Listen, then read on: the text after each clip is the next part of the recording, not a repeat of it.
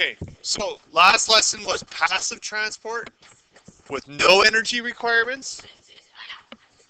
Very good. Active transport. Good job, Janelle. Okay, so active transport is different in in a few ways from passive transport. Well, one, remember passive transport was either diffusion or osmosis, right? And it was just the free flowing movement of things from high concentration typically to low concentration, right? That was called the concentration gradient.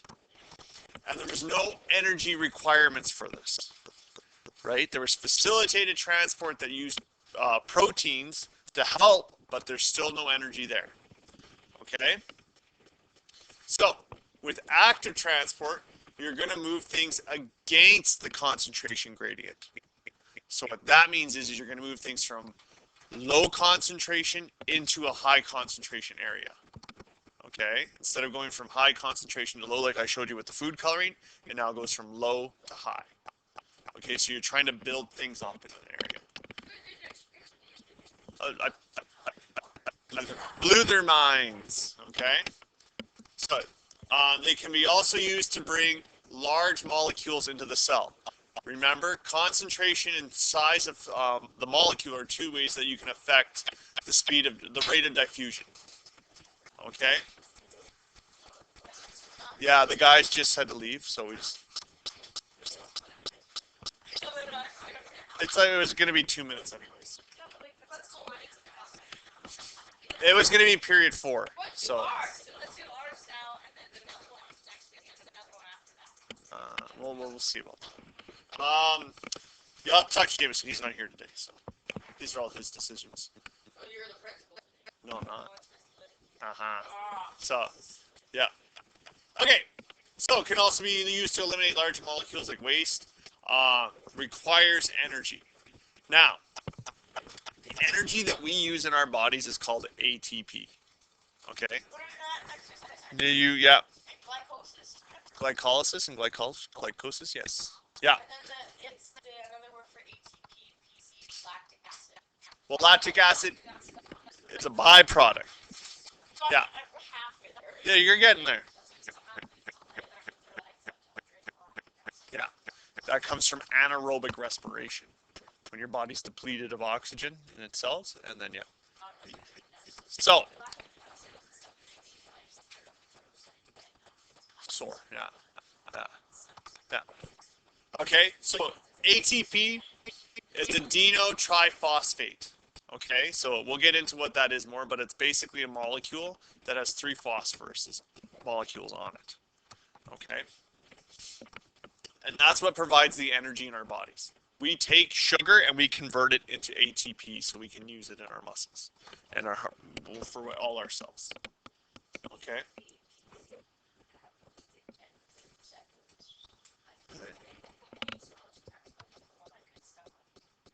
Probably, like, yeah, I think it gets into like the Krebs cycle. It would probably talk about um, creatine, yeah, all those ones, right? Well, like there's there's a creatine cycle in your body that really it helps to hydrate the cells in your body. So that's creatine monohydrate. That's like the supplement. Yeah, it keeps them. Yeah, well, it helps with recovery and whatnot. I'm not gonna bash it, but it's not.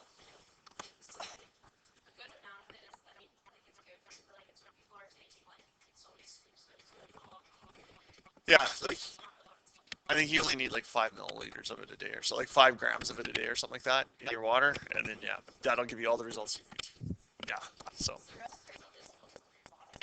yeah, absolutely, and yeah, you'll like you'll hydrate your cells and they'll look really big, and you'll put on weight right away because you're putting on water. Your water retaining water, but yeah, then you stop taking it, then you'll yeah.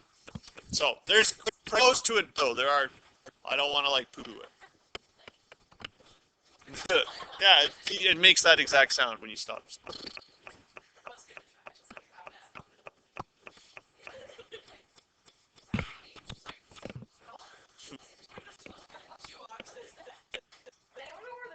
Okay, so this diagram here is illustrating just a few different types of active and passive transport. So here, like here's a cell membrane, and you just have water in the red and sugar in the blue, and you just have a high concentration of both of them on the outside of the cell like this. They're naturally going to diffuse through the cell. Okay? Now, if you look over here, you have a high concentration of sugar, and you're actually moving sugar out of the cell like this. That's through active transport. Okay? It requires energy. So these protein channels here actually move. Okay? This pore, it's just an opening that allows things that can fit through this side to go, yeah, something like that. Like there's just holes and pores in your cells, cell membranes, to allow things to freely float back and forth. Okay, that's passive transport. Your body will try to move them so there is. You want to find homeostasis, right? Oh, you're talking about like supplements and stuff like that? Okay, so this, yeah, extracellular. Yeah, wait. So, this is, yeah, again, I didn't print it on the fancy paper like yesterday. But this shows how active transport works. So this would be a transport protein here. And a molecule will go inside of it, and then ATP is used to cause the transport protein to change shape and actually pump the molecule in to the cell. What's that?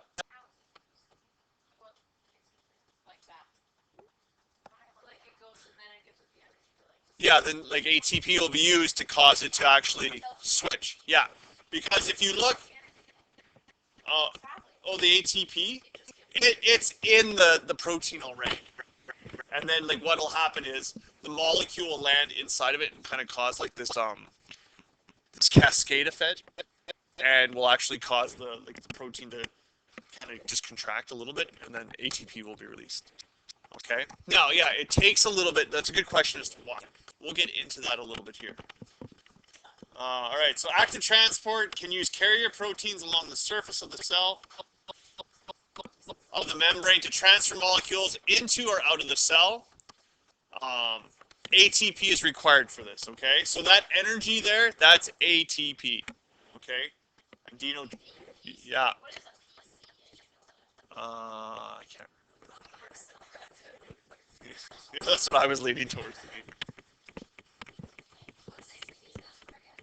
What's that? Dino triphosphate. You don't need to. Isn't it adrenal triphosphate? Yeah, it would be because, yeah. Or adeno not, yeah, adeno. It's something, but it's triphosphate. I got that part down. All right. So there's three main kinds of active transport. All right. The first one is ion pumps. All right. So I'm going to say something here, and hopefully you guys just like clicks from health science. Adrenozone. That's it. Okay. Is that really how you say the ape? Is it adrenozone or adrenosine? Adrenozone. Yeah. Very nice. All right. So, see if this makes sense. So with ion pumps, so you have ions, so elements with a charge that creates positive and negative charge differentials. Do you guys remember talking about charge differentials in health science? Nerve cells with the action potentials. Yeah, the potassium and the sodium. Remember how like potassium would rush into a cell? To get all that potassium in, you need ion pumps to do that. Okay, for it to happen so quickly. Right. Yeah. Yeah, it's very selective. Selective permeability. Yeah. Right? Ions are moving against a concentration gradient. Okay? So, what's happening is, if you have like a lot of positive charges there and low negative, if you have a lot of positive charges, remember what charges that are the same do to one another? they're going to repel each other, right? So here what you're trying to do is actually get all of those charges in the same spot, which is very hard to do. So you need these ion pumps to do it, okay?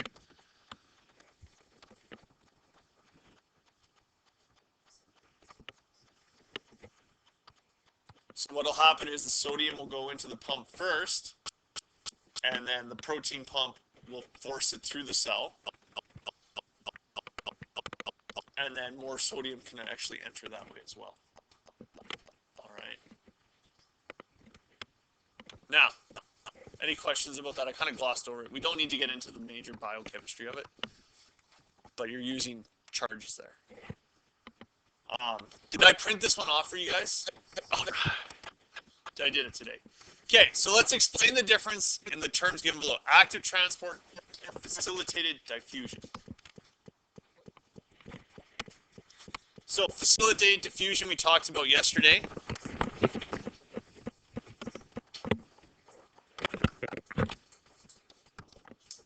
Yeah.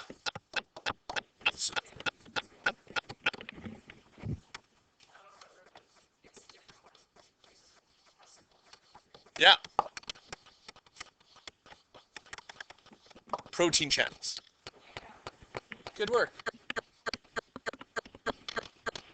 Right? I want to keep recording for my listeners. Right, I got to. I'm up to like 14, just FYI. Back off. Back off! Yeah, the grade 9s went ballistic one day, and we're like, yeah, like subscribe to our channel. Like,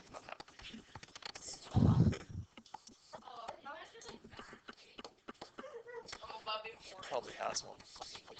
Probably. He seems like the type of guy that would.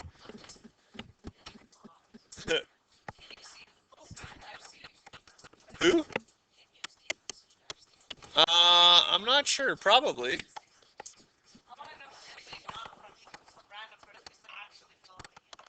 Oh, I doubt that. That's a good question. I do have one video that I made like 4 or 5 years ago, longer than that. I was still in Elrose, on like something to do with like chemistry and parts per billion, parts per million. And it has like 3,000 views. Probably.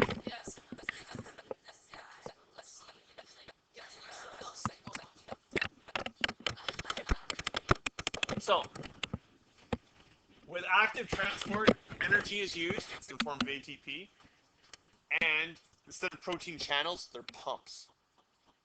Okay? They move stuff around. Okay? And if you wanted to, like facilitated diffusion, goes with the concentration gradient. Active transport typically goes against the gradient. Like chocolate.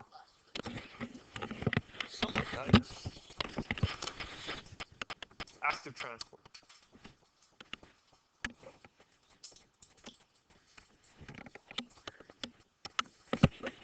Mm-hmm.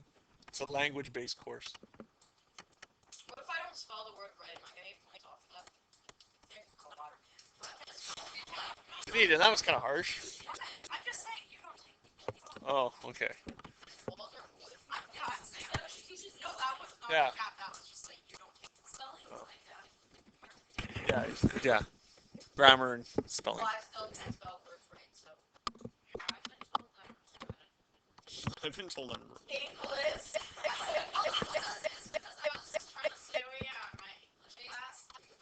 Oh, yeah. I'm not done writing.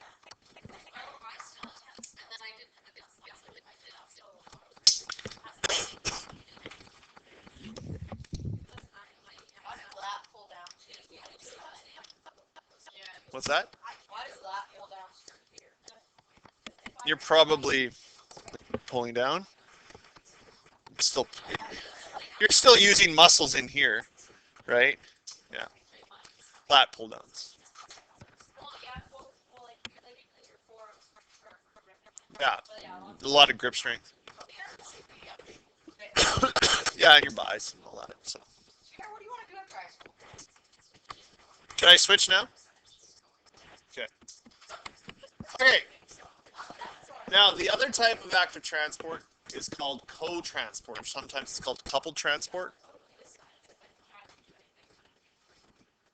So now, ion pumps utilize a transport of another molecule. So what happens is, in order to get one molecule in, you need to have two things together. It's very selective that way. Okay, so this is a sodium glucose pump. So what happens is, to enter this pump here, well, this is a sodium potassium one that we just kind of looked at. But here, in order for this pump to work, you need glucose and sodium to both combine together.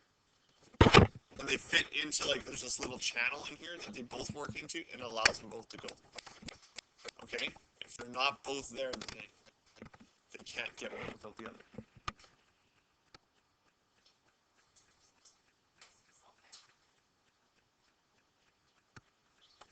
And what happens is they'll typically, see how there's all this sodium here, but very little in the cell? So the sodium can get through quite easily.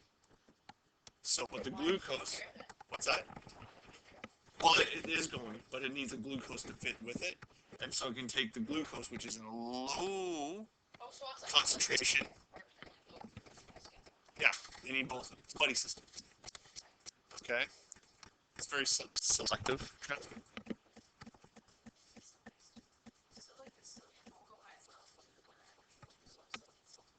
Yeah. No, the sodium could go, but the glucose couldn't. Because the protein channel, the protein pump here, won't let one go without the other. They need to go together. Okay?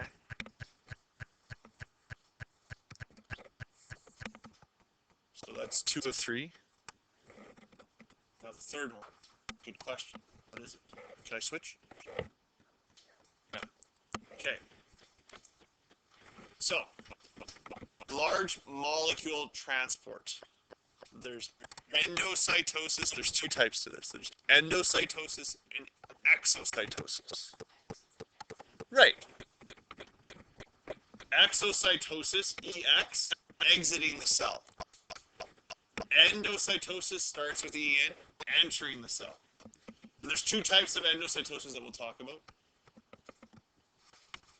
But basically what these use are little things called vesicles. Okay? So they kind of like pinch off and put a membrane, they become membrane bound. I don't know why I struggled to say membrane bound. But the membrane will encase whatever's coming in and allow it to freely flow through the cell to where it needs to go. Okay? Usually to the Golgi complex. Okay? Remember that's the part for transport and packaging? And same with this. These vesicles will be made by the Golgi apparatus, and they'll float out, and once they hit the cell membrane, they kind of open up and leave. The endoplasmic reticulum, it helps with that as well. It kind of starts. Yeah, no, I like that. It's my favorite one. It is! Endoplasmic reticulum. It's fun to say. Oh, good. I thought I had this. Okay, so that's how things are entering and releasing the cell. So now, pinocytosis and phagocytosis. Oh wait, we gotta check your understandings before we do that. Do you guys have this one? Okay, the difference between exo and endocytosis? Very good. It could be anything.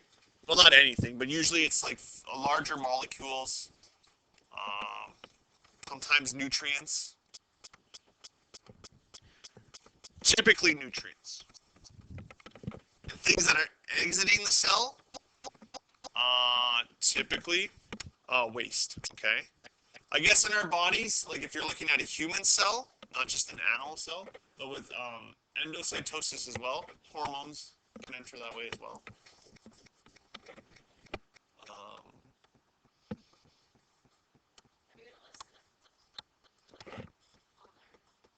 No. One enters and one that exits. That's all. Yeah, that's it. Another example of endo and exocytosis would be the synapses cleft between two neurons. They travel sometimes. Okay.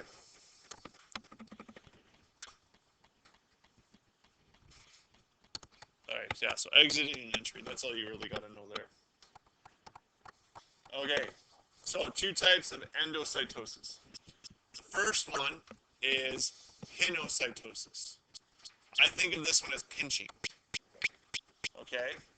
A pocket or infolding of the membrane wraps around a particle and engulfs or involves a particle. So basically something lands, and what'll happen is it kind of creates a pocket inside of itself. Like watch the, okay, see how it kind of causes a little divot here? And things just enter inside of that divot. And then it pinches off, and then the vesicle is made. It's membrane bound. Oh, it's tough. And it travels into the cell. Okay? All right. The pocket then pinches off and is released into the air. It's kind of known as the cell taking a drink. I don't know. Okay. Now, phagocytosis. This is the engulfing of typically food particles. So instead of like creating a divot, it actually kind of comes out. It engulfs. I'll let you know.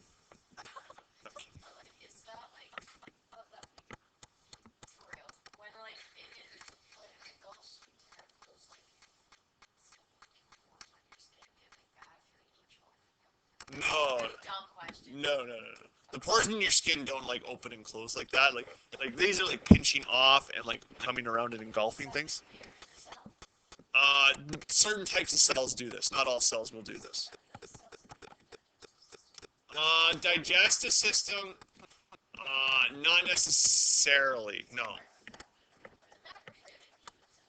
Um, the best example of something like this happening in your body for phagocytosis, where it like engulfs something and encapsulates it, would be white blood cells when they're like killing it and hosting. Yeah. With so for food in our body, what happens is like it just absorbs through diffusion in the small intestine. Yeah, your digestive system, it just gets absorbed into the bloodstream and carried around. It's broken down, like, because remember with food in the digestive system, you're breaking it down into its chemical elements, right? It's going through chemical digestion, so you're breaking sugars down. Yeah, and then it's just absorbed and transported around. These things are more common, like phagocytosis. You would see more in these food particles, like what it's engulfed by are called pseudopods. A great example would be like amoeba cells. They're those blobs, right, that I showed you guys, those protists. That's how they eat. They just like see something, or like they sense something. They don't see it. They don't have eyes. They sense some food, and they just kind of engulf it all and eat it. Just like your white blood cells do with viruses and bacteria. Okay. And then once it's engulfed, it creates a membrane, a vacuole, and it travels throughout the cell. Okay? So, with phagocytosis, remember the pseudopods. Okay? Engulfing. Phagocytosis pinches off. Right? Questions about those two? So those are two types of endocytosis. All right? Have I said cytosis enough now? Get everyone good and confused? Excellent. Well, this is exocytosis. We've already talked about this. Stuff exiting the cell. So, it's the reverse of endocytosis. It's the way that things are released. So basically, it could be anything from waste, things that haven't been digested, Are cell secretions intended to be used in other areas of the body, like a hormone? Yep.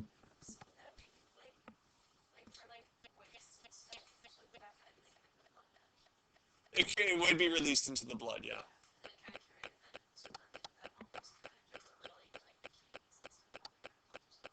Well, kidneys do it through, like, yeah, diffusion. Yeah. But, like, this would be at the cellular level inside the cell, right? Like lactic acid after you work out, right? That gets carried out like this into the bloodstream and then, yeah. Okay, carried away that way. Like this would be how hormones are released into your body, though. The glands would secrete them out like this. The ones that don't have ducts, right? Like your tear glands and mucus glands have ducts, so they don't do that. Yeah, adrenal glands, thyroid, pituitary gland. It can, yeah. Yeah. Yeah. And remember, those hormones are work here to stimulate your metabolism. So it can be like either a brake on your metabolism or sometimes like someone stepping on the gas. Okay.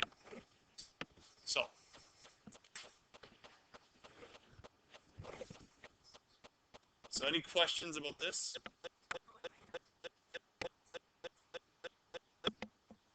And typically to the Golgi apparatus and away. Okay, and it binds to that membrane and like kind of just binds to it and opens up and lets it out. Okay, any questions about any of this?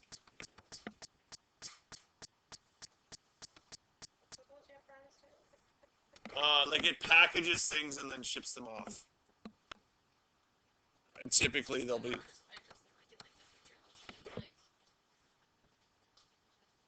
The Golgi apparatus can either bring, like this here shows things coming in through pinocytosis. Then they bind to the Golgi apparatus and are processed. Sometimes that waste is then packaged back up and released. It's a similar process. Okay, so exocytosis is very similar to pinocytosis.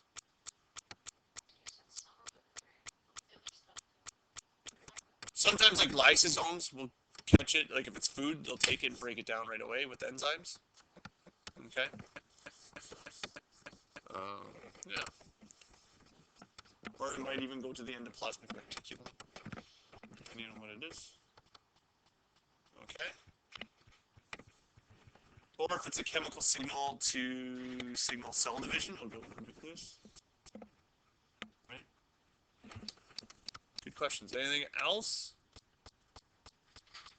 Another slide? Oh my gosh. Okay. Just kidding. Okay, so protists. Endocytosis and exocytosis are very important for protist nutrition. Amoebas. The blobs.